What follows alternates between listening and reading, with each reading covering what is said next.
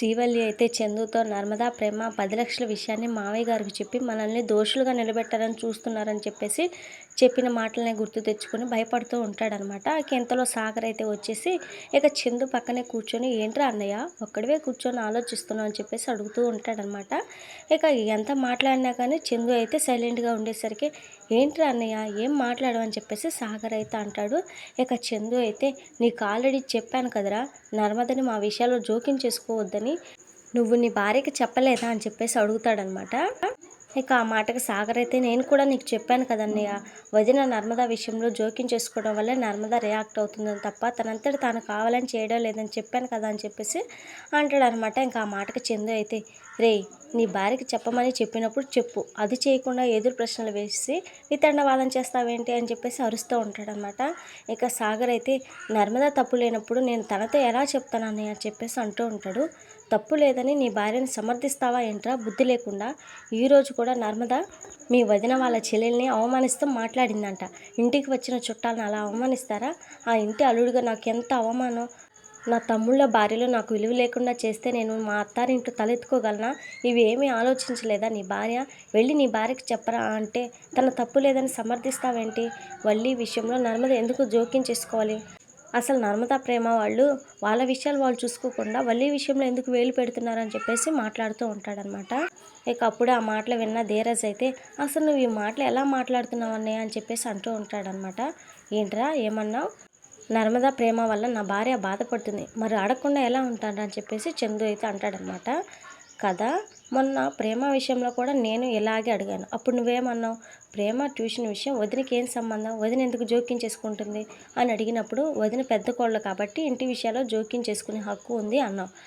అంటే వదిన అందరి విషయాల్లోనూ వేలు పెట్టేయచ్చు, కానీ వదిన విషయాల్లో ఎవరైనా జోక్యం చేసుకుంటే తప్ప? వదిన వల్ల ఎవరికైనా బాధ కలగవచ్చు, కానీ వదినకి మాత్రం ఎవరి వల్ల బాధ కలగకూడదు, ఏంటనే ఇది, ఇదేం న్యాయం అని చెప్పేసి ధీరజ్ అయితే అంటాడనమాట. ఇక చందు అయితే ఏదో అనుకున్నాను కానీ ఇవన్నీ బాగానే మనసులో పెట్టుకున్నాం అనమాట. ఆ రోజు నేను చెప్పిన మాటలు అర్థం చేసుకోవచ్చు కదా, కానీ మనసులో పెట్టుకుని సందర్భం కోసం చూస్తున్నావు, సందర్భం రాగానే మాటలతో ప్రతీకారం తీర్చుకున్నావు అని చెప్పేసి అంటాడనమాట. ఇక ఆ మాటకి ధీరజ్ అయితే నేనేం మాట్లాడుతున్నా నువ్వేం మాట్లాడుతున్నావు, నీకు ఒక విషయం కరెక్ట్ అని అనిపించినప్పుడు అదే అభిప్రాయం ఎదుటి వాళ్ళకు కూడా ఉంటుంది కదా, అదే అర్థం చేసుకోవడం మానేసి పగలు ప్రతీకారాలు అంటావేంటి అని చెప్పేసి ధీరజ్ అయితే అంటాడనమాట. ఇక చందు అయితే అవునరా నేను అర్థం లేకుండానే మాట్లాడుతున్నా, పగలు ప్రతీకారాలు అంటూ నోటికొచ్చినట్టే మాట్లాడుతున్నా, అర్థమైందిరా నాకు ఇప్పుడు క్లియర్గా అర్థమైంది. ప్రేమ నర్మదలు ఒక్కటి కాబట్టి మీరిద్దరు ఇప్పుడు ఒక్కటయ్యారు, మీ పెళ్ళాలు ఒక్కటయ్యారు కాబట్టి మీరు కూడా ఒక్కటయ్యారనమాట. మీ భార్యలు నా భార్యని వేరుగా చూస్తున్నారు కాబట్టి మీరు కూడా నన్ను వేరుగా చూస్తున్నారు, సరేరా అలాగే చూడండి అని చెప్పేసి అంటాడనమాట. ఏంటన్నయ్య నువ్వు ఏదేదో ఊహించుకుంటున్నావు అని చెప్పేసి ధీరజ్ అనేసరికి ఊహించుకోవడం కాదురా, ఎవరేంటనేది ఇప్పుడు తెలిసింది. ఇంతకుముందు నేనంటే గౌరవం ఉండేది మీకు, నా మాట అంటే గౌరవం ఉండేది, కానీ ఇప్పుడు మీరు మారిపోయారు, మీ భార్యలు రాగానే మీరు పూర్తిగా మారిపోయారు. ఉండండి రా అలాగే ఉండండి, నేను నా భార్య మాత్రమే వేరుగా ఉంటా అని చెప్పేసి చందు అయితే అంటాడనమాట.